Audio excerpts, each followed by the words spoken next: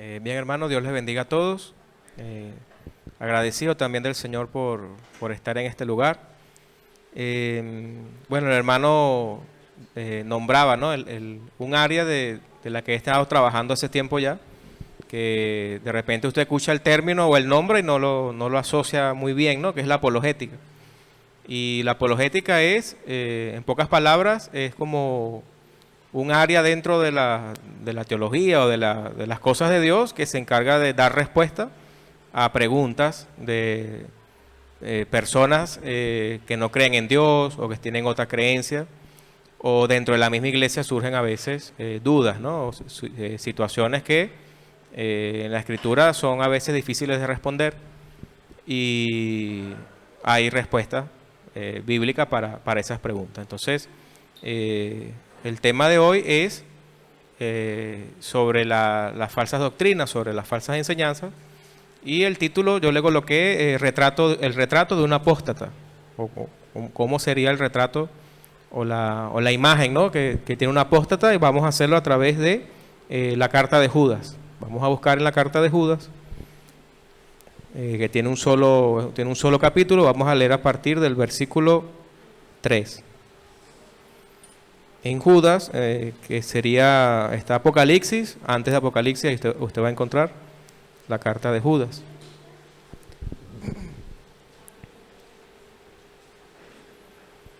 Vamos a leer el versículo 3 y 4 y ahí vamos a comenzar la disertación.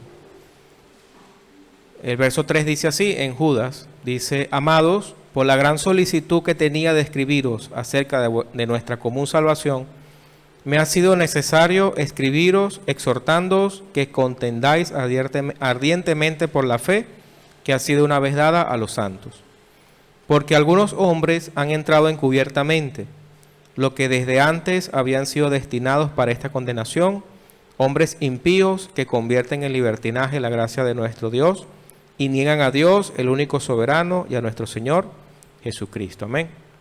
Entonces, cuando hablamos de un apóstata o de la apostasía, por acá tengo un concepto, dice, la apostasía es, en pocas palabras, volverse atrás. Volverse atrás, en este sentido bíblico,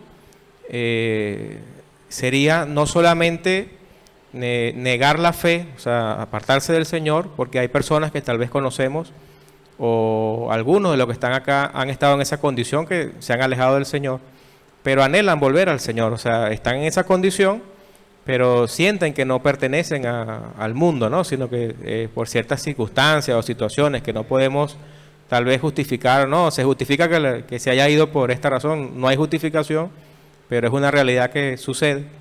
Pero la persona tiene ese anhelo de regresar, ¿no?, a las cosas de Dios, y eso es algo que concede solamente el Señor, ¿no?, el volver. Ahora, el apóstata no piensa de esta forma. Cuando se vuelve atrás, no solamente se vuelve atrás, sino que va en contra ahora de lo que una vez enseñó. Se burla, casos de personas que he tenido la oportunidad de conocer, que dicen, no, yo era pastor durante 30 años y entendí que eso era todo falso, mentira.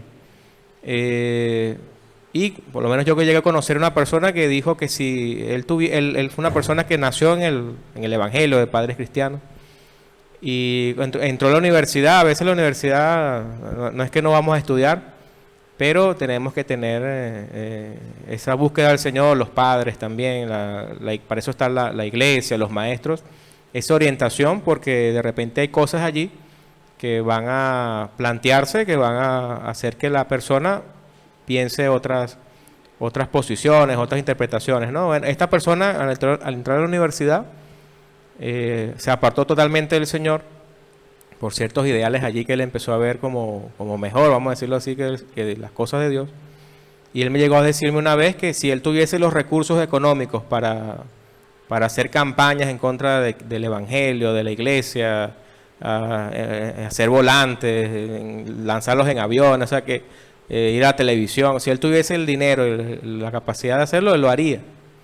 Y es algo sorprendente porque usted conoce a esa persona, cómo era él en la iglesia, y luego diciéndote esto es bastante impactante, ¿no? Entonces la apostasía, hermano, no es algo que cualquier persona que se aparta del Señor es una apóstata, ¿no? Tiene que ser alguien que transgreda o cambie la doctrina bíblica que una vez enseñó, que tenga por menos todo esto y vaya por ese camino. Vamos a ver qué nos dice la Escritura. Nos dice: amados, por la gran solicitud que tenía de escribiros acerca de nuestra común salvación, me ha sido necesario escribiros exhortándoos que contendáis ardientemente por la fe que ha sido una vez dada a los santos. Entonces, esta parte yo le comentaba sobre la apologética, se encarga de contender ardientemente por la fe. Y aquí dice que fue dada una sola vez a los santos. O sea, se fue dada una sola vez. O sea, no hay varias veces en que esta fe fue entregada, ¿no? A veces se pregunta a uno, o le han preguntado por qué hay tantas creencias, por qué hay tantas religiones. Y bueno, el corazón del hombre siempre va a buscar adorar a algo, ¿no? Si no adora al Dios verdadero, va a adorar o el dinero, o a sí mismo. O sea, siempre el ser humano va a buscar entregar ese sentido de la trascendencia, ¿no? Nosotros tenemos un sentido, una noción que Dios nos ha entregado a nosotros, de que hay algo más allá de lo que vemos creado, de lo que podemos palpar o sentir a través de los sentidos, para la redundancia, y ese ser es Dios. Entonces, porque hay tantas religiones, ya vamos a ver un poco de eso, pero el punto es que el corazón del hombre entenebrecido, apartado del Señor, busca dónde dirigir esa adoración. Todas las religiones son verdaderas, no puede ser todas verdaderas porque es contradictorio. O sea, no puede ser cuando la gente dice todos los caminos llevan a Dios. Bueno, ¿a cuál Dios? Porque nos interesa es el camino que nos lleve al Dios verdadero. Porque no podemos decir que los musulmanes y los cristianos adoran al mismo Dios, porque si yo veo las doctrinas de los musulmanes no compagina con la doctrina de Cristo. Si yo veo lo que enseñan los testigos de Jehová o los mormones, no compagina con la Escritura. O sea, plantean allí salvación por obras, o sea que hay que unir la obra con las obras, las buenas obras para salvarse. Otros plantean que Jesucristo, o aceptan que Jesucristo es un gran maestro o un gran profeta, pero cuando llegamos al punto donde afirmamos que Jesucristo es Dios todopoderoso, hecho carne, o sea, se encarnó, allí estas religiones se escandalizan. Entonces el testigo de Jehová te dice: no, Jesucristo no es Dios, es el arcángel Miguel. Para ellos Jesús es el arcángel Miguel. Entonces llega el mormón y te dice: no, él no es Dios todopoderoso, él es un hijo del Dios verdadero, hermano de Lucifer. Él es un espíritu divino también, pero no es Dios totalmente. Entonces no puede ser que todos los sistemas sean verdaderos, todos los sistemas de creencia, ¿no? O todos son falsos, o hay uno verdadero. O todos son falsos o uno es verdadero. Entonces nosotros damos gracias al Señor porque estamos en el verdadero. Estamos en la verdad. Entonces ese contender ardientemente por la fe es una exhortación que hace el Judas acá, a través de la inspiración del Espíritu Santo. Y dice por qué razón, ¿no? En el verso 4 dice: porque algunos hombres han entrado encubiertamente, lo que desde antes habían sido destinados para esta condenación, hombres impíos que convierten en libertinaje la gracia de nuestro Dios y niegan a Dios, el único soberano, y a nuestro Señor Jesucristo. O sea, esto debe hacerse, y a veces hay que nombrar o dar nombre y apellido de ciertas personas que han llegado a la apostasía para salvaguardar la integridad de la iglesia. Hay casos en la Escritura de esto. Por lo menos Pablo habla de un Himeneo y Alejandro que habían enseñado una resurrección que no era una resurrección corporal de Cristo, sino que ellos planteaban era de que Jesús había resucitado, pero en el corazón de la persona. O sea, es como romantizar un poco el asunto y decir: no, la resurrección es cuando tú crees en Cristo, llega a tu corazón, esa es la resurrección, porque nació de nuevo en tu corazón. Pero la Escritura habla de una resurrección corporal, o sea que nosotros esperamos un día, vamos a morir, vamos a partir de esta tierra, o algunos no verán muerte, ¿no? Pero serán sus cuerpos transformados y si hemos pasado hemos vivido lo que es la muerte, ¿no? Tenemos la esperanza de la resurrección. Por lo menos los testigos de Jehová enseñan de que Jesucristo no resucitó corporalmente. Para ellos el cuerpo de Jesús se evaporó en la tumba, se evaporó. Ellos plantean que fue el espíritu del arcángel Miguel y eso fue lo que se fue al cielo, ¿no? Ascendió al cielo. Entonces no podemos nosotros por lo menos aceptar eso, ¿no? Y aunque suena tal vez bonito o suena bien decir que Jesús nació en tu corazón y esa es la resurrección, aunque suena bien, está mal, ¿no? Porque aunque eso sea una verdad que también está en la Biblia, que Jesús nace en nuestro corazón, podemos justificar eso por la Biblia, pero eso no quita de que Jesús resucitó corporalmente y esa es la esperanza que tenemos nosotros en la resurrección final. Entonces dice Judas que hay hombres que entran encubiertamente para hacer un trabajo en las congregaciones o en las iglesias. No van a entrar de una forma tan evidente, ¿no? No tendría sentido porque sería muy fácil de detectar.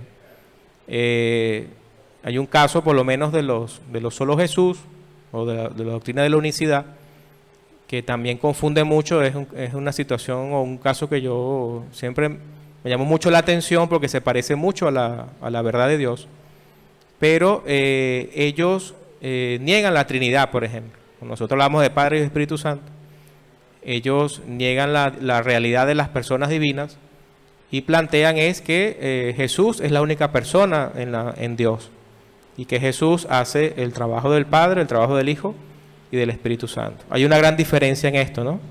Entre las tres personas que son un solo Dios, eso es un misterio, y entre Jesús solo haciendo las tres cosas.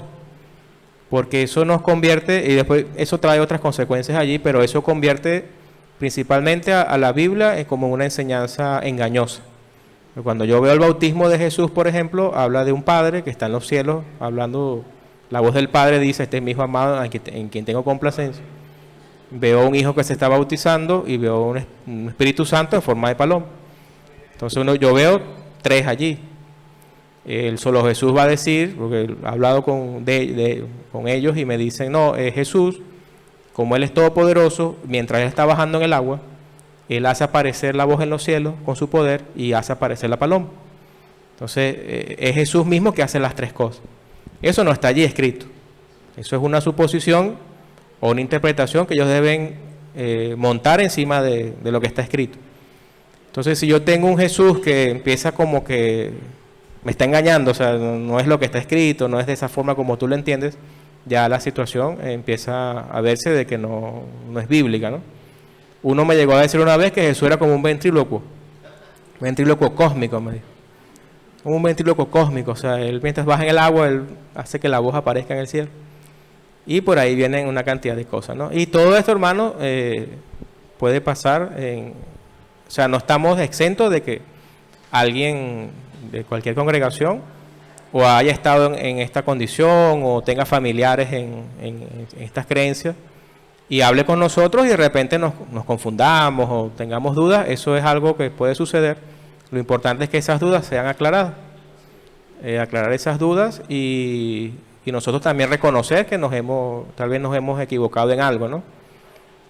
Pasó por lo menos en Banfield cuando hablamos recientemente hablamos de los adventistas y lo de guardar el sábado, lo que implicaba guardar el sábado como lo guardaban los judíos, porque una hermana empezó a hablar de que había que guardar el sábado, que estábamos equivocados, y el pastor habló conmigo y aclaramos el asunto, ¿no?, del sábado. Eso puede suceder. Aquí puede venir alguien y sentarse acá, visitante, ¿no? Y de repente no es tan visitante, sino que viene encubiertamente a ver qué se dice aquí, con quién hablo, a ver, ¿no? No es así como dicen, es de otra forma. Entonces, por lo menos los solo Jesús trabajan de esa forma.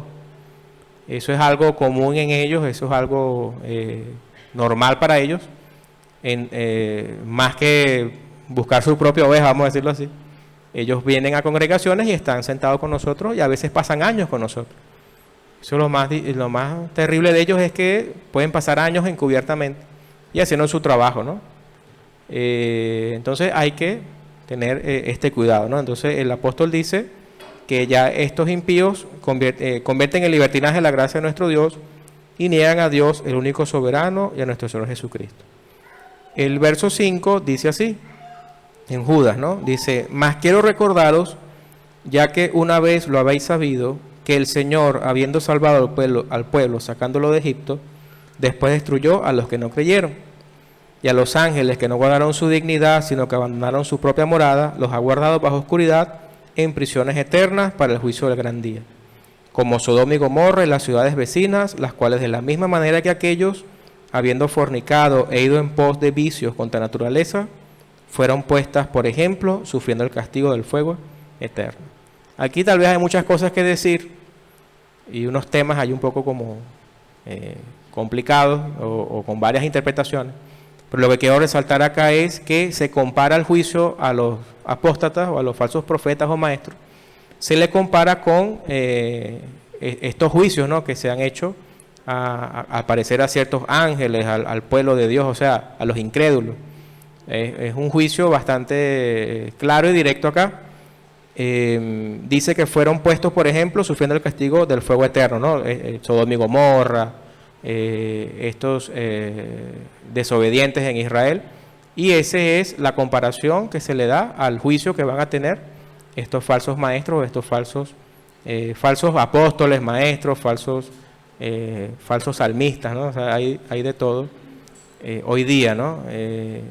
Y uno ve a veces las redes sociales o las noticias o escucha cosas y pareciera que cada vez como que se inventa algo tan fuera de toda lógica o de todo sentido que uno dice hasta dónde puede llegar el ser humano, ¿no? No sé si usted ha escuchado de las escobas o de los cepillos ungidos, del agua de Israel, del aceite de Israel, del manto sagrado.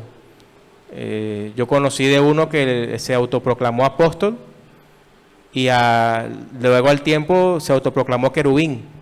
Él dijo, o sea, dando a entender que ya el título de apóstol ya no era suficiente, ¿no?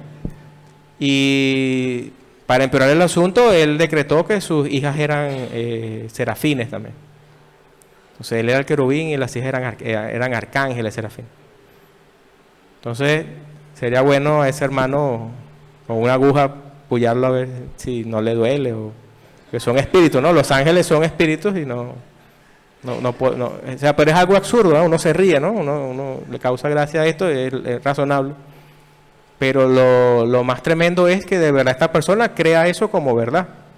Porque yo siempre he entendido lo de la apostasía, o la apostasía no, lo de la falsa enseñanza o de los falsos maestros, lo he visto como si hubiese dos posibilidades, ¿no? O la persona realmente está engañada, o sea, en sí misma por el pecado, por el diablo, como sea, y cree que lo que enseña es la verdad. O simplemente sabe que es falso, pero le sirve para generar un ingreso económico, para generar un liderazgo, para tener un nombre, ¿no? Entonces, ninguna de las dos posibilidades es buena, ¿no?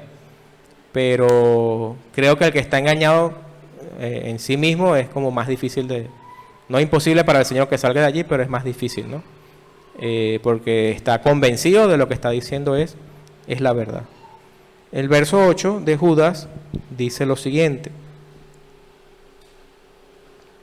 Hablando de los falsos maestros, dice: no obstante, de la misma manera también estos soñadores mancillan la carne, rechazan la autoridad y blasfeman de las potestades superiores. O sea que hay una característica en los falsos maestros que dice que mancillan la carne, rechazan la autoridad y blasfeman de las potestades superiores. Es decir, colocan ciertas cargas a las personas. Por ejemplo, en tiempos de Cristo había un movimiento llamado el gnosticismo que prohibía el matrimonio, por ejemplo, por unas razones allí que habría que explicar de repente en otro momento. Pero prohibían el matrimonio porque decían que todo lo creado era maligno, o sea, todo lo material era maligno, el cuerpo, la carne, el matrimonio, todo lo que implica tener hijos. Es como que si usted tenía hijos, entonces, no, bueno, está generando más seres humanos, más materia, o sea, hay más cosas materiales, hay más pecado, hay más maldad, entonces no. Y esto separó mucho a las familias cuando esa herejía entró en la iglesia primitiva, separó a familias y matrimonios que cayeron en ese error.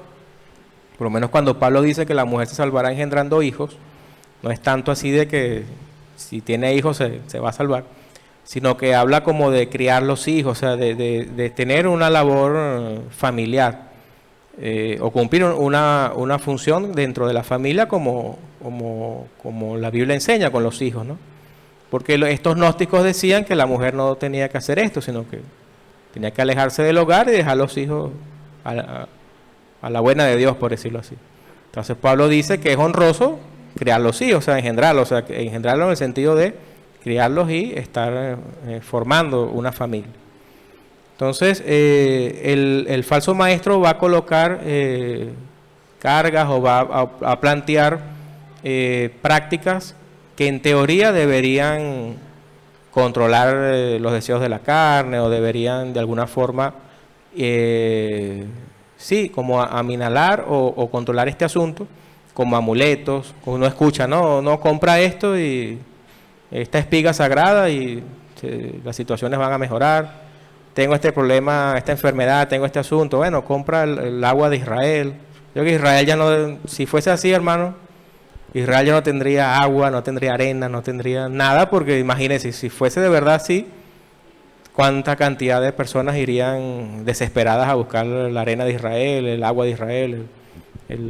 Una vez vi un jabón que venía de Israel también, que si te lavas con este jabón, todo se iba a curar la persona. Ana Méndez, entre comillas, profeta Ana Méndez, tal vez la conoce o la ha visto por ahí. Ella pinta cuadros, hace cuadros de ángeles y cosas por el estilo. Ella dice que eso es inspirado por Dios. Y ella vende los cuadros a bastante alto precio, $100, $250 cada cuadro, y ella garantiza que si usted le compra ese cuadro y lo coloca en su negocio o en su casa, como eso tiene allí la presencia de Dios, su casa va a estar protegida por Dios de una manera especial. Entonces, esto es algo característico de los falsos maestros. O sea, el falso maestro va a tratar de colocarle un precio a la gracia de Dios y a lo que Dios ha hecho por nosotros. Mancillan la carne, rechazan la autoridad. O sea, una persona que está en este camino equivocado va a confrontar la autoridad de la iglesia, la autoridad usted lo coloca en cualquier ministerio y va a confrontar la autoridad de ese ministerio. Está con los maestros, oye, el pastor, el hermano fulano no se somete. Está en la puerta, el hermano fulano no se somete a lo que tiene que estar en la puerta, tal vez cuidando o saludando a los hermanos. O sea, son personas que donde usted lo coloque no se sujetan a una autoridad, no hacen caso, no quieren escuchar razones, sino que siempre tienen que ir en contra, ¿no?, de estas cosas. Yo he conocido personas así, tal vez usted también, y son características, ¿no? Una persona con esta característica que no quiere ceder a esta actitud, por lo general termina yéndose de la iglesia o de cualquier parte, del trabajo, del hogar. O sea, son personas que huyen porque son como, quieren ser su propio Dios, ¿no? Poner sus propios parámetros. Entonces el falso maestro es así, o sea, él no se va a someter a nadie. Él va a someter al otro, ¿no?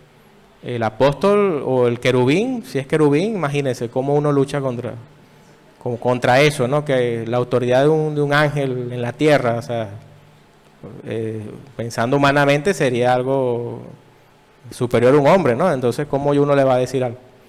Entonces nosotros entendemos, ¿no?, que en el cuerpo de Cristo no somos unos superiores a otros, en el sentido de que yo soy el pastor es un superhombre, o yo soy un superhombre, o una supermujer, o la Mujer Maravilla que está de moda hoy, la Mujer Maravilla. Pero hay un orden bíblico, ¿no? Hay pastores, hay maestros, hay diáconos, hay un orden en las iglesias. Y ese es un orden que viene de Dios, o sea, que hay que respetar. Si no, imagínese, todo lugar tiene reglas, tiene un orden, las casas, en su casa hay un orden, hay una regla. Si usted me invita a su casa y yo el primer día que voy allá abro la heladera, saco cosas, me siento en la mesa, prendo el televisor, ¿qué va a pensar usted de mí? Ay, hermano, está mal, o sea, esto está mal, esto está fuera de lugar. ¿Por qué? Porque hay reglas en su casa también. Entonces, en la casa del Señor también hay reglas, ¿no? Entonces, estos hombres, estos falsos maestros, colocan estas cargas, mancillan la carne, rechazan la autoridad y blasfeman de las potestades superiores. Esto puede ser interpretado de muchas formas, pero lo que se da a entender acá es que como que no les importa hablar de nadie, ¿no? O sea humano, una autoridad humana, o sea de repente un ángel, vamos a decirlo de esta forma. ¿Por qué decimos de ángeles? Porque el verso 9 dice que cuando el arcángel Miguel contendía con el diablo, disputando con él por el cuerpo de Moisés, no se atrevió a proferir juicio de maldición contra él, sino que dijo, el Señor te reprende. O sea, da a entender que esta potestad superior está hablando en el contexto de seres angelicales. Yo he llegado a escuchar predicadores como muy seguros de sí mismos diciendo, vengan las tinieblas, vengan los demonios, las potestades, aquí estoy yo, que tengo el poder de Dios. Eso no es algo que sea bíblico, ¿no? Y estos casos que vi así, diciendo estas cosas, lamentablemente en el tiempo, vivieron situaciones que yo digo, no, como que asocio, digo, este hombre invocando cosas que no debe invocar. O sea, nosotros, hermanos, no estamos para estar buscando, digámoslo así, pelea a los demonios en el sentido del diablo, las cosas espirituales, por querer, ¿no? Nosotros ya con estar en el Señor, ya el ataque está allí, del mundo, de la carne, o sea, ya es suficiente, ¿no? Para que ahora nosotros, bueno, vénganse todos. O sea, esa soberbia puede pasar que Dios diga, tú puedes solo. O sea, te quito la protección un momento. Y el libro de Job dice que Job estaba, Satanás le dice al Señor que él lo había rodeado. O sea, a veces Dios nos quita como eso, que nos tiene ese cerco por algún propósito controlado por el Señor. Porque lo que le pasó a Job fue algo dirigido por Dios. Pero Dios nos guarde de nosotros estar queriendo ir más allá de la autoridad o el llamado del Señor para estas cosas, ¿no? Entonces el falso maestro tiene esa osadía o tiene esa soberbia, ¿no? De que no le importa la autoridad, ni siquiera autoridades o potestades que sean angelicales. O sea, él va a ir en contra de todo, va a ir en contra de todo.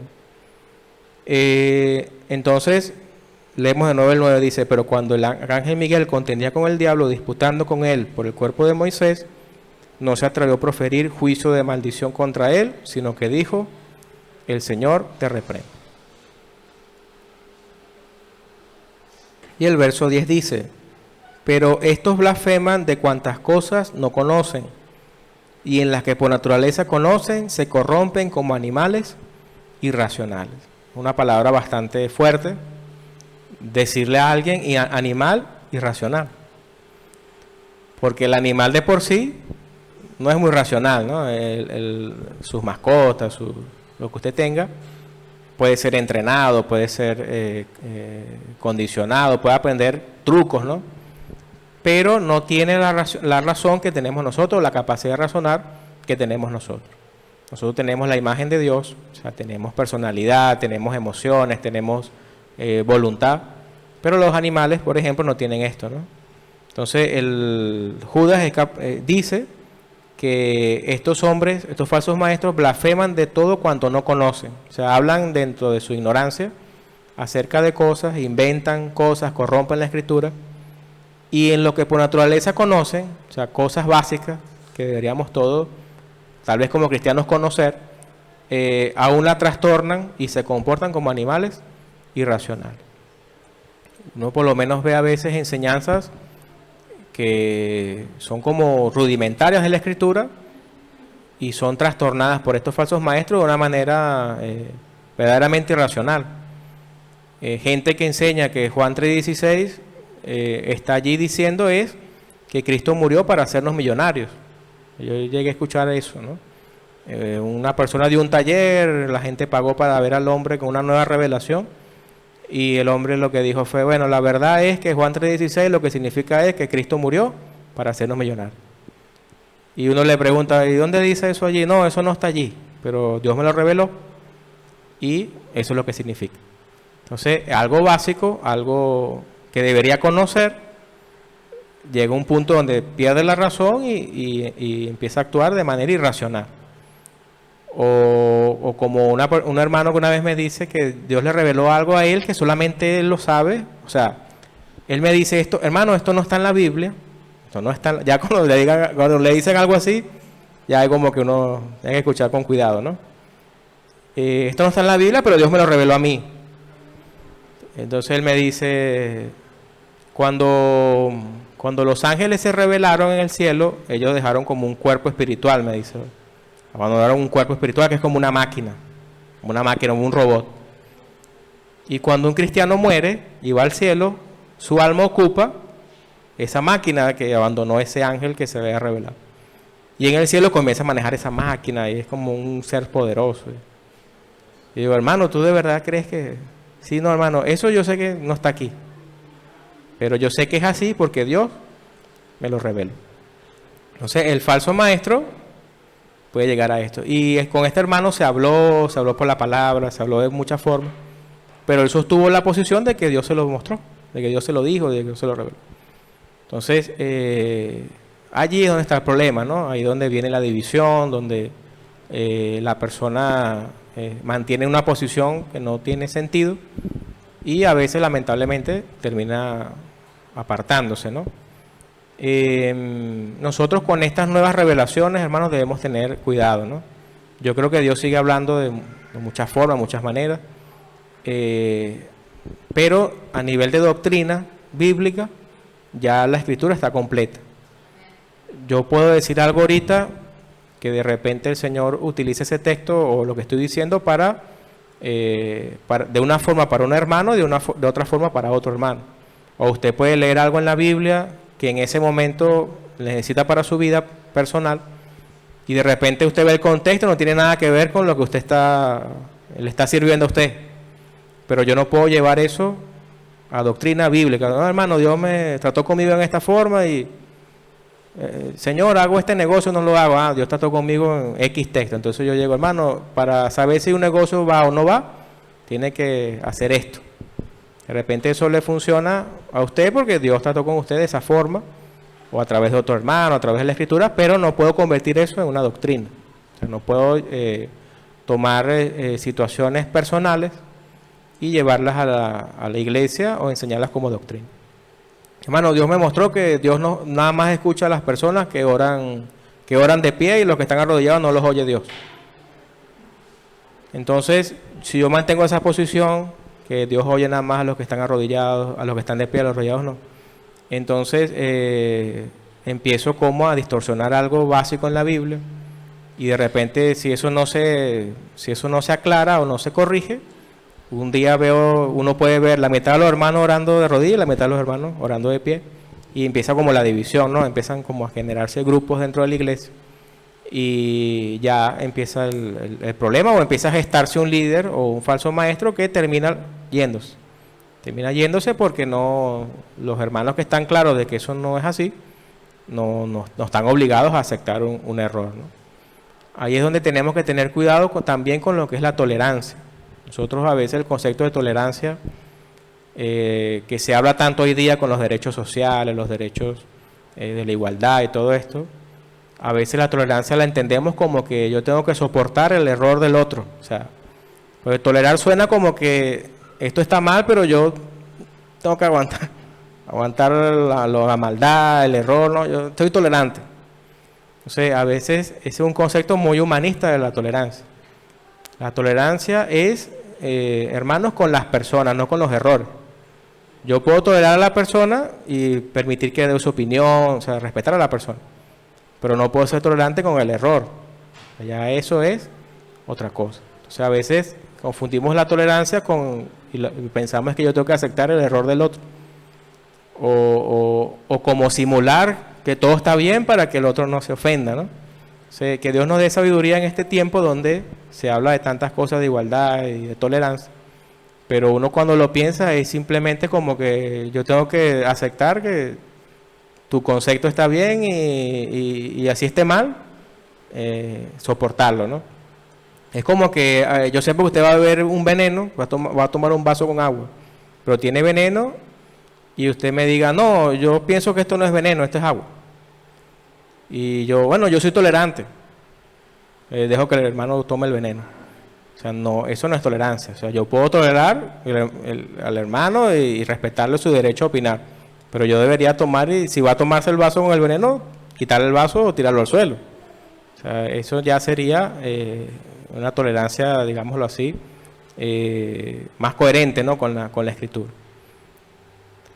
Entonces, el verso 10, volvemos al verso 10 y dice, pero estos blasfeman de cuantas cosas no conocen y en las que por naturaleza conocen se corrompen como animales irracionales. Hay de ellos porque han seguido el camino de Caín y se lanzaron por lucro en el error de Balaán y perecieron en la contradicción de Coré. Aquí nombra en este retrato de este apóstata, donde ya vamos más o menos viendo cómo se dibuja ese retrato de lo que es un apóstata, vemos tres personajes que son Caín, Balaán y Coré. Caín, cuando vamos al Génesis, el pecado de Caín, entendemos, ¿no?, por la palabra, que ya Adán y Eva debieron haber enseñado a sus hijos de que para acercarse a Dios había que hacerlo con una ofrenda animal, ¿no? Había que tener una muerte de un sacrificio animal. Pero Caín se acercó como lo que él pensó que era lo mejor. Entonces acá vemos es como cuando hablamos al inicio de las diferentes religiones, el apóstata o el falso maestro trata de acercarse a Dios de la manera que a él mejor le parece. O sea, el camino de Caín es cuando nosotros vemos que la Escritura nos dice que para agradar a Dios o para hablar con Dios o para seguir el camino de Dios es de una forma específica, pero yo digo no, me parece que mejor es así. Entonces como que Abel dijo, bueno, Señor, hay que llevar esta ofrenda con un sacrificio animal, porque es lo que me enseñaron, es lo que Dios quiere. Y Caín dijo, no, yo lo voy a hacer también una ofrenda, porque no dejó de ofrendar Caín, pero lo hizo como a él le pareció. Entonces a veces cuando hacemos las cosas como a nosotros nos parecen, estamos más o menos siguiendo ese camino de Caín. Entonces el falso maestro va a hacerlo de una manera directa y pública, va a tomar su propio camino. Va a autoproclamarse apóstol, va a cambiar la escritura, va a decir una cantidad de cosas que no son, porque él está creando su propia religión, está creando su propia interpretación para sentirse cómodo con su propia iglesia, ¿no?, que entre comillas la llamaremos iglesia, o su secta o su grupo, ¿no? Entonces eso es característico de ellos, ¿no? Hay una cantidad, hermanos, de estos falsos maestros, y cada día esto va aumentando, ¿no? Entendemos también que en estos últimos tiempos las señales de los últimos tiempos implican la apostasía. O sea, lo que pasa es que uno como ser humano como ser humano y como cristiano, uno se sigue sorprendiendo de cosas. Pero a veces nos dicen algunos hermanos, pero no hay que sorprenderse porque la apostasía tiene que manifestarse. Pero igual nos duele a veces personas de que han estado en el camino de la verdad del Señor, en una sana doctrina, y de un día a otro salen con cosas que no tienen sentido. Hay en México, un hombre llamado por ejemplo, Jonathan Mesa, que es de una iglesia que él fundó llamada Los Redimidos, que ellos enseñan, por ejemplo, que el Espíritu Santo es mujer. Dios les reveló que el Espíritu Santo es mujer. Yo hablé algo de esto con el pastor Jorge, y él me dice que este hombre era de la iglesia del hermano Chuy Olivares, y luego él sale de la iglesia y creó su propia iglesia, donde el Espíritu Santo es mujer, donde la doctrina más importante es reconocer que Cristo no ganó la salvación en la cruz, sino que él enseña que Cristo fue al infierno, el diablo en el infierno lo golpeó, lo escupió, o sea, lo vejó, o sea, una cantidad, los demonios se burlaban de Cristo en el infierno. Prácticamente él dice que Jesús se volvió el diablo, o sea, tomó la naturaleza del diablo y una cantidad de cosas. Y luego fue que resucitó. Y él enseña de que si una persona no cree en esto, no es salva. Porque el problema de este camino de Caín es que siempre toca puntos de la salvación que son deberían ser intocables, ¿no? La salvación es por fe. Nosotros no vamos a ser salvos por hacer buenas obras, ¿no? Las buenas obras que hacemos, o de las que habla Santiago, son obras que hacemos porque ya somos salvos, ¿no? Son obras que hacemos porque estamos agradecidos del Señor, porque el Señor coloca esto en nuestro corazón. Pero no podemos pensar que si yo hago cosas buenas y no tengo fe en el Señor y no estoy en la fe de Cristo, Dios va a decir, oye, qué bueno se ha portado y lo voy a salvar. Esto sería hasta injusto porque ¿quién puede hacer mejores obras en este mundo sino los que tienen más recursos, ¿no? Una persona con fama, con dinero, tal vez pueda hacer hospitales, orfanatos. Esas son buenas obras, grandes buenas obras, evidentes y públicas, ¿no? Pero la persona que no tiene esa capacidad, entonces Dios le va a decir, mira, tú no, este hizo un orfanato, tú no. Si fuera por obra, hermano, está difícil que a veces uno para llegar a fin de mes lucha, ¿no? Entonces, pero las cosas que hacemos para el Señor, al ser para el Señor, porque ya somos salvos, redundan, ¿no?, en bendición para las personas y para uno mismo, ¿no? Porque al final de cuentas, estas buenas obras de personas que no tienen al Señor son, digámoslo así, no son malas en sí mismas. Pero de repente uno estudia el trasfondo del asunto y uno descubre cosas como que, pero es que si hace esta obra o invierte este dinero en este asunto, esta obra benéfica, le bajan los impuestos a la persona. O sea, siempre, no, si, mira, tiene que pagar esta cantidad de impuestos, pero ayudó a los niños pobres, a los impuestos. Algunos lo hacen para ganar cierta fama, o sea, es algo que, por lo general, si no tiene al Señor, no podemos decir que lo hizo con una intención cristiana, ¿no? Porque podemos llegar a confundirnos y decir, pero fulano es tan bueno que, oye, ¿cómo vas a decir que está en el infierno si fulano era buena gente? No nos gusta hablar a veces del infierno, pero el que habló más del infierno fue Jesucristo. O sea, cuando vamos a la Biblia, el que habló más del infierno fue Jesús. Y nos dice la Escritura de que por las obras nadie va a ser salvo. Ni las obras de la ley, ni las buenas obras, sino solamente por la fe en el Señor.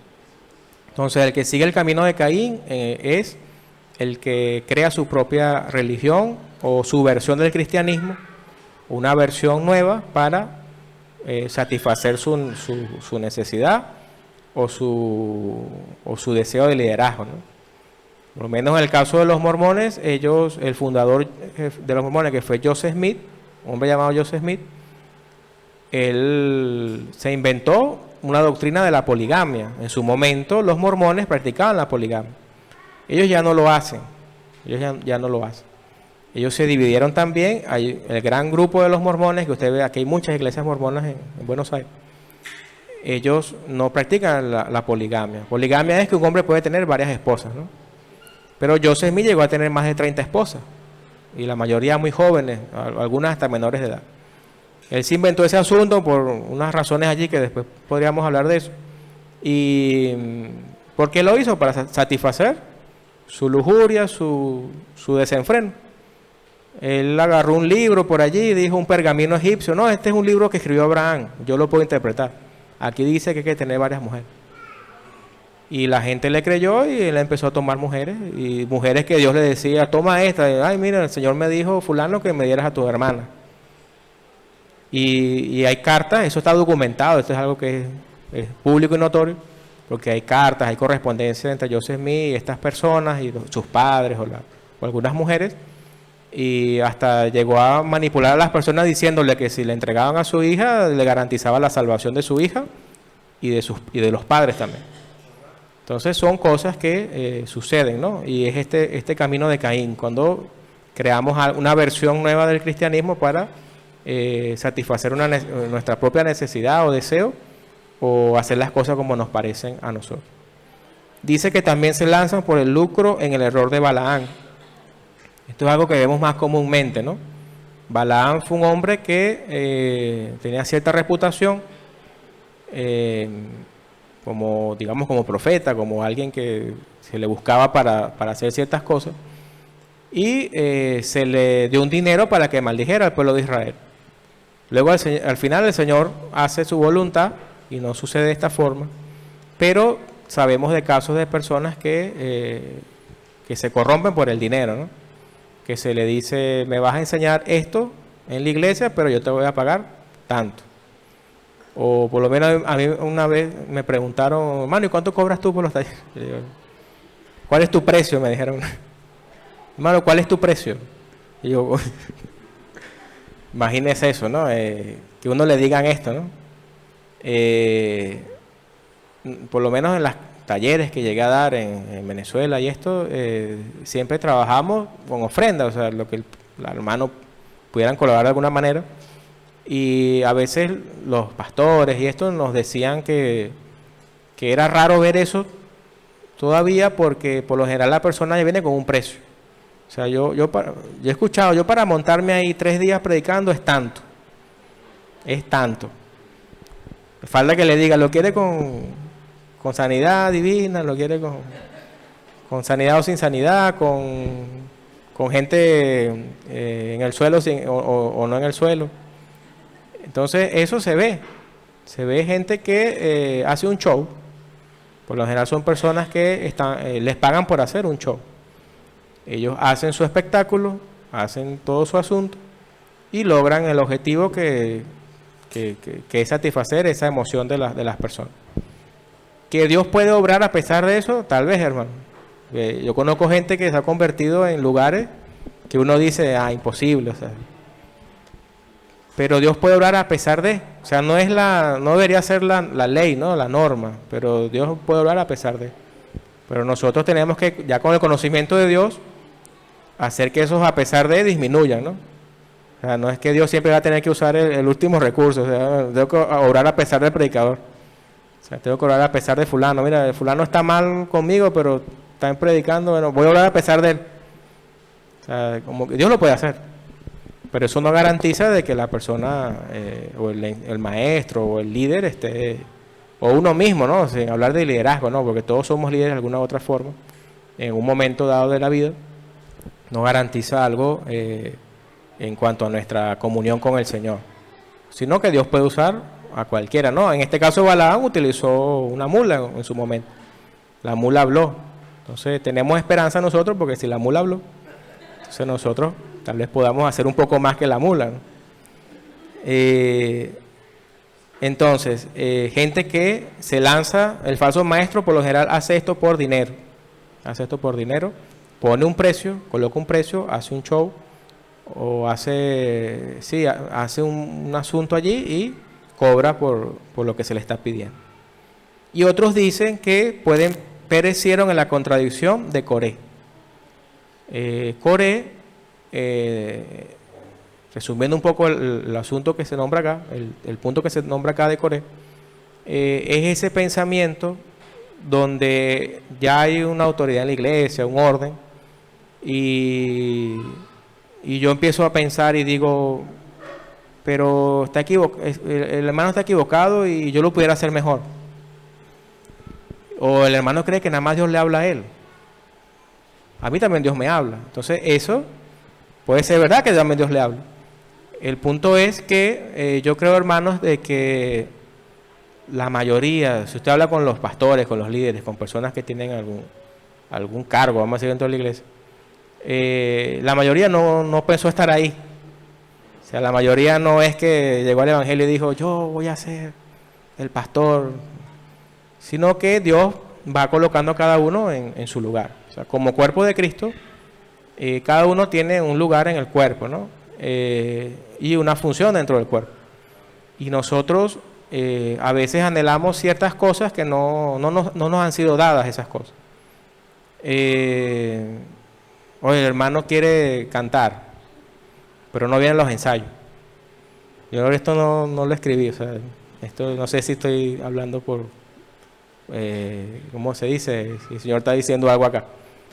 El hermano quiere ser el mejor cantante, alabar a Dios, todos son buenas intenciones tal vez, pero el hermano nunca viene a los ensayos. O el hermano no afina. Pero no, el Señor me dijo que yo era David, pero en este tiempo, ¿no?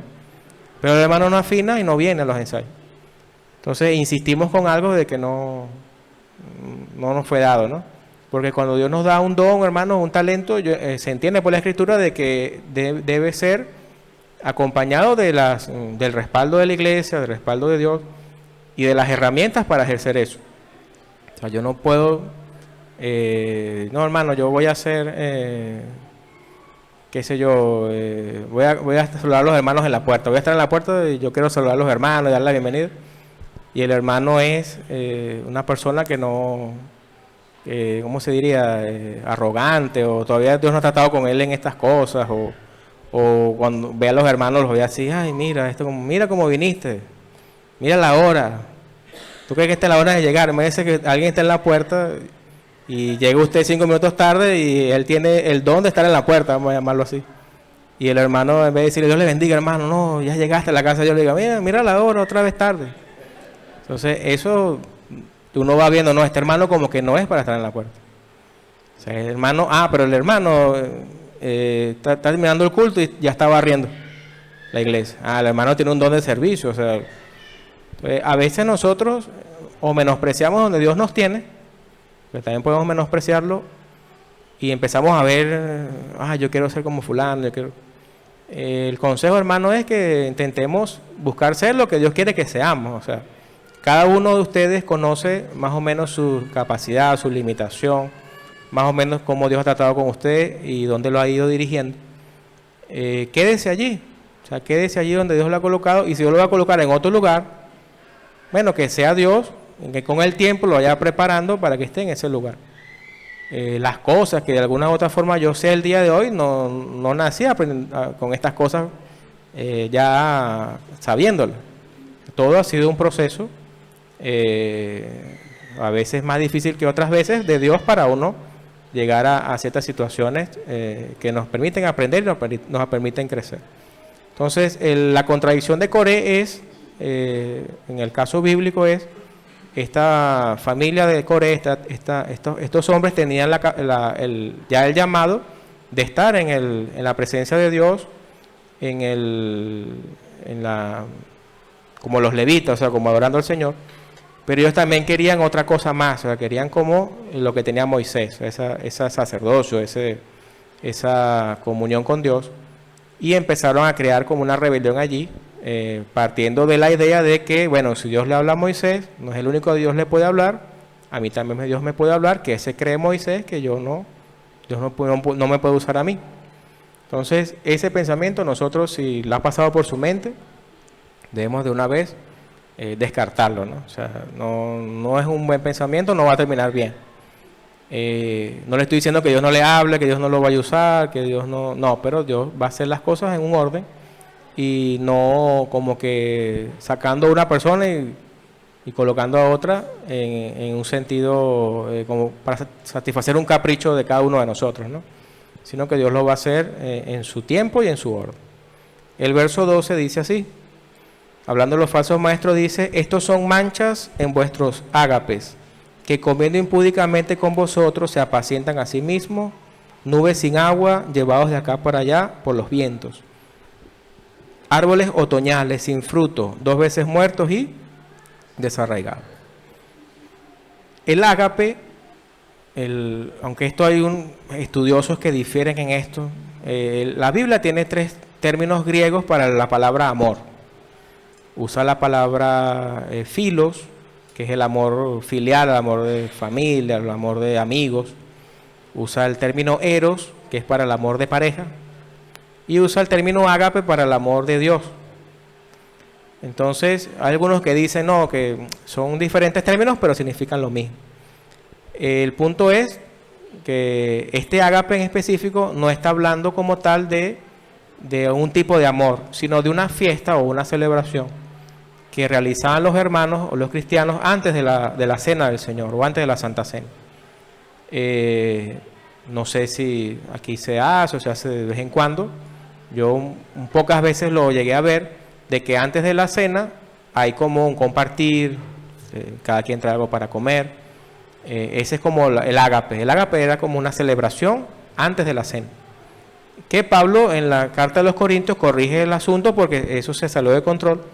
Y había hermanos que venían al ágape con comida, otros no traían nada porque tenían menos recursos, entonces el que tenía comida no le compartía al que no tenía, o sea, se convirtió en algo que no era el sentido del ágape.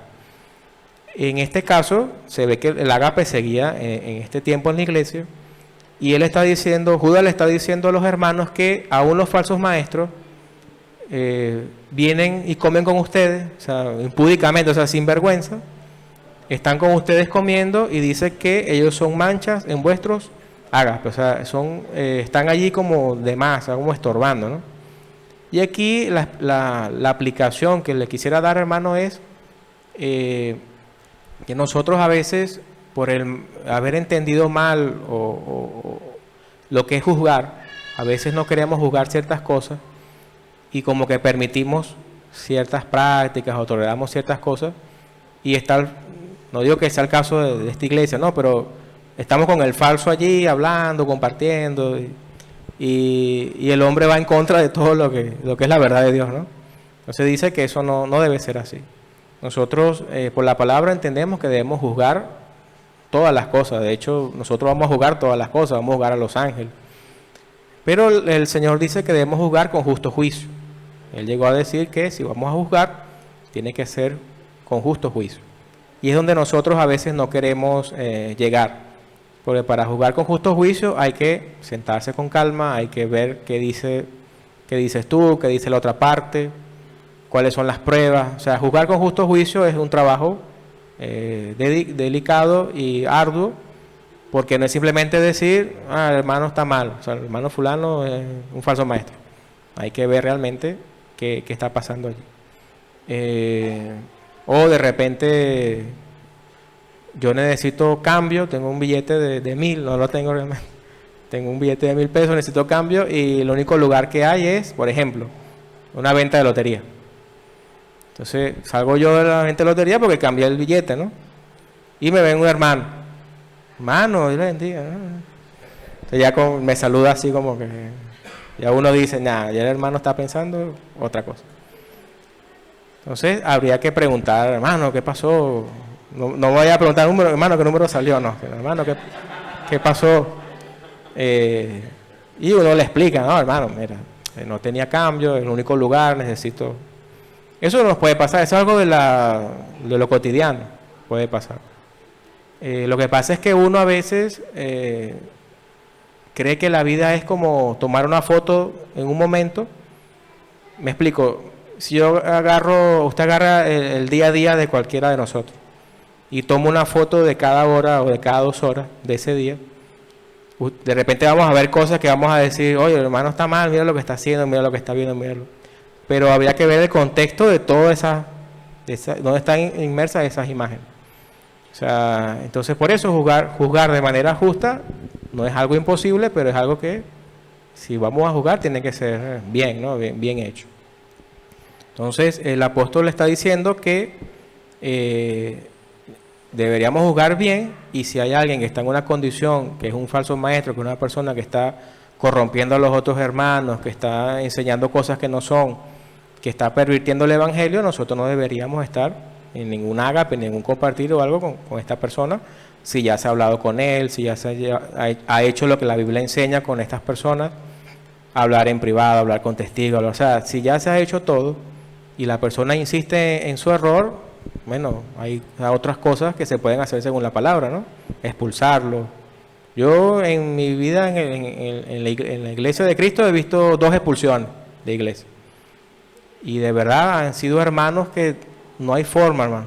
No hay forma de que la persona esté por lo menos amoldada a lo que dice la Escritura. Personas que, como yo le decía, donde lo colocan, no es un conflicto, es un problema, nada le parece. Personas que nada les parece bien, que todo está mal, donde lo coloquen, no, esto no es así, está equivocado él, esto está equivocado el otro. Entonces, una persona así hay que hablar con ella, y hay casos donde hace daño a la congregación, o sea, hace daño, hace incomodidad, ya usted lo ve y dice, ahí viene el hermano fulano. Entonces ya como que no es que no tengamos amor, porque a veces también confundimos el amor con estas cosas. No es que no tengamos amor, pero el amor también tiene su forma de ser expresado, de ser manifestado. Yo por amor no puedo avalar ciertas cosas que ni Dios hace, ¿no? Porque no podemos ser más buenos que Dios. Eso me lo dijo una vez alguien por allí, que a veces nosotros queremos ser más buenos que Dios. No, él está mal, pero él enseña que Jesucristo no es Dios y que ya Cristo vino y es extraterrestre y viene en una nave espacial, pero él es bueno, él es cristiano. Entonces no podemos caer en estas cosas. Verso 12, estos son manchas de vuestros ágapes que comiendo impúdicamente con vosotros se apacientan a sí mismos, nubes sin agua llevados de acá para allá por los vientos, árboles otoñales sin fruto, 2 veces muertos y desarraigados. Se apacientan a sí mismos, o sea, personas que buscan satisfacer su propia necesidad. Nubes sin agua. Cuando hace mucho calor y usted ve una nube, se empiezan a poner las nubes. ¿Qué espera usted que haga esa nube? Que llueva. ¿Y qué pasa si no cae agua y se va la nube? Un engaño. O sea, son nubes. El falso maestro es una nube sin agua. Promete cosas, va a haber esto, vas a prosperar, dame esto que Dios te va a dar lo otro. O sea, son personas que es esa nube en ese momento de calor que yo espero que llueva, pero no cae nada. O sea, al final es algo vacío, algo muerto, algo que no tiene valor. Dice después, llevados de acá por allá por los vientos, o sea, personas inestables también. El falso maestro es inestable en su doctrina, enseña una cosa un día, después cambia a otra. Porque como no es la palabra de Dios, tiene que hacer cosas para que la gente que está allí se sienta entretenida, se sienta cautivada por el asunto.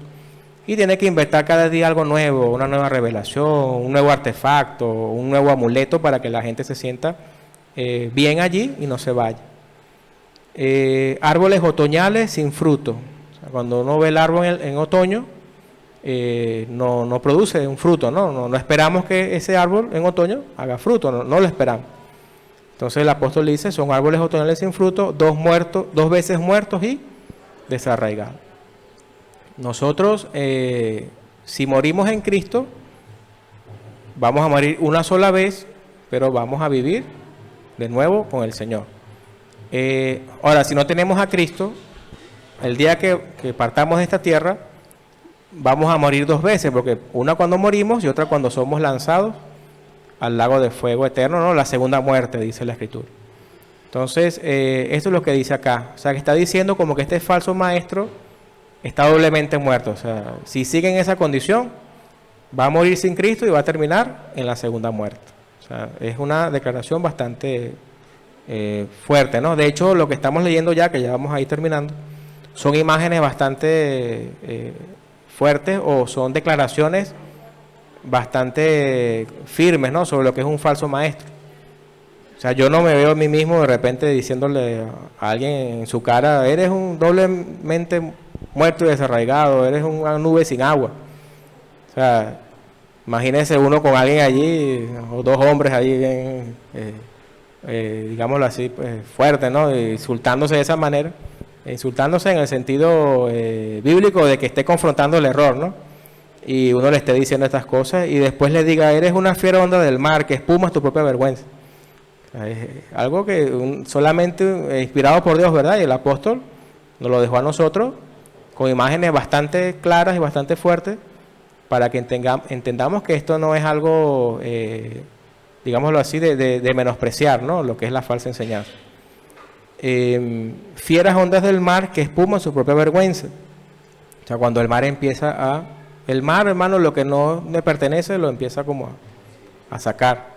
Hace poco vi unas imágenes en Facebook de que filmaron una cantidad de basura que venía no sé en qué parte del mar, de plástico, las olas todas eran plásticos, o sea, por la contaminación que hay, y el mar está sacando lo que no le pertenece. Pero ¿qué espuma el falso maestro? Su propia vergüenza.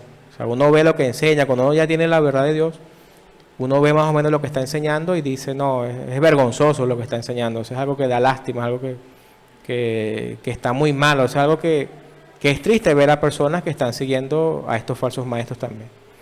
Estrellas errantes, para los cuales está reservada eternamente la oscuridad de las tinieblas. Esta es como la cereza en el pastel. Dice que ellos son estrellas errantes. Uno cuando ve una estrella, ella sigue, o un planeta, o algo en el sistema solar, sigue una trayectoria, o sea, sigue algo lógico allí, ¿no? Que Dios hizo las cosas con un orden. Pero dice que esta es una estrella errante. O sea, que es una estrella que como que va por un lugar, cambia. Imagínense una estrella así. Te ve algo en el cielo y, oye, esta estrella qué raro, se mueve así, salta. Entonces dice que el falso maestro es como una estrella errante. O sea, algo que va errando por el camino, se va perdiendo por aquí. No, bueno, ya no creemos esto, ahora creemos lo otro. No, ya no es el manto sagrado, ahora es la arena sagrada. O sea, esos son estrellas errantes, para las cuales está reservado eternamente la oscuridad de las tinieblas. Ahora vamos a ir al verso 17 para ir concluyendo esta enseñanza. Y dice: pero vosotros, amados, tened memoria de las palabras que antes fueron dichas por los apóstoles de nuestro Señor Jesucristo, los que os decían: en el postrer tiempo habrá burladores que andarán según sus malvados deseos. Estos son los que causan divisiones, los sensuales, los que no tienen al Espíritu. Pero vosotros, amados, edificados sobre vuestra santísima fe, orando en el Espíritu Santo, conservados en el amor de Dios, esperando la misericordia de nuestro Señor Jesucristo para vida eterna. Es decir, que nosotros, a pesar de estas cosas, a pesar de que existen falsos maestros, apóstatas también, el llamado del Señor para nosotros es recordar que esto ya estaba establecido que iba a suceder, y manteniéndonos edificados en nuestra fe, orando en el Espíritu Santo y conservándonos en el amor de Dios. O sea que si estamos en el amor de Dios, si estamos en el amor de Dios entre los hermanos también, en la iglesia, esto nos debería preservar de este asunto, ¿no? de caer en estas cosas. El verso 22 dice: a algunos que dudan, convencerlos. O sea, personas que tienen dudas sobre esta verdad de Cristo, vamos a convencerlos, ¿no? A otros hay que salvarlos, arrebatándolos del fuego. O sea, a veces hay que hablarle a ciertas personas de una forma diferente, ¿no? Como que confrontarlo con lo que está pasando para que reaccionen, ¿no? Y de otros tener misericordia con temor, aborreciendo aún la ropa contaminada por su carne. O sea, es como estos casos de estos falsos maestros. Como que ten misericordia, pero ten cuidado de no te vaya a engañar también a ti. No, hermano, yo voy a ir a donde está el profeta mayor de los, no sé, del que se cree querubín, y yo lo voy a convertir. Entonces, anda, si se da el caso, predícale al Señor, pero no podemos nosotros pensar que nuestra propia fuerza vamos a convertir a estas personas, ¿no? Vemos que son casos bastante específicos, bastante fuertes de personas que han apostatado, y se entiende por esto de que debemos tener misericordia con temor. Es como que al final del caso, hermano, estas situaciones son exclusivas al parecer de Dios. O sea, como que el Señor se encargue de esto, ¿no? Nos queda a nosotros es perseverar en el amor, salvaguardar la iglesia diciendo esto está mal, esta persona está enseñando las cosas mal, pero tal vez nosotros de ir y, bueno, yo voy a salvarlo, nosotros no salvamos a nadie, hermano. El único que salva aquí es el Señor, el Espíritu Santo es el que convence a la gente. Nosotros podemos persuadir, predicar, pero el que va a convertir es el Espíritu Santo. Entonces, termino con el verso 24 y 25, y dice así: y aquel que es poderoso para guardaros sin caída y presentaros sin mancha delante de su gloria con alegría, al único y sabio Dios nuestro Salvador, sea gloria y majestad, imperio y potencia, ahora y por todos los siglos. Amén. Entonces el Señor lo que dice es, aquí el apóstol dice es, que Dios es poderoso para presentarnos un día sin mancha y sin caída. En este mundo terrenal, hermano, vamos a fallar. No estoy aquí justificando esto, ¿no? Pero hemos fallado al Señor. De hecho, la Escritura dice de que si decimos que no tenemos pecado, decimos que Dios es mentiroso. O sea, porque Dios está diciendo, sí, pecaste. En algo hemos pecado hoy, por ejemplo. Entonces, pero el Señor dice que si estamos en Cristo, un día vamos a ser glorificados. O sea, Él nos va a presentar delante de Él sin mancha y sin arruga, perfecto. O sea, que nosotros, nuestro deber es seguir en este camino que, como decía esta mañana, que también me tuve que enseñar en la iglesia en Banfield, siempre a veces pienso en un texto que dice que el que esté en este camino, por muy torpe que sea, se salvará. O sea, de repente usted dice, oye hermano, pues estoy fallando aquí, estoy fallando allá. Bueno, pero estás en el camino, sigue en el camino, porque por más torpe que seas, te salvarás. Y el Señor va a terminar en nosotros la obra que Él comenzó. Entonces nosotros vamos a confiar en estas promesas del Señor y estemos atentos a este cuadro de lo que es un apóstata. Y cualquier cosa, hermano, bueno, hay un pastor, aquí hay líderes, hay gente que enseña. Y cualquier duda, si usted la considera pequeña tal vez, vaya a ellos porque esas dudas tienen respuesta seguramente. O sea, no vaya a alguien que no esté muy preparado, porque puede pasar de que le confunda más y los dos, eso ya no sea uno con la duda, sino sean dos y se compliquen las cosas.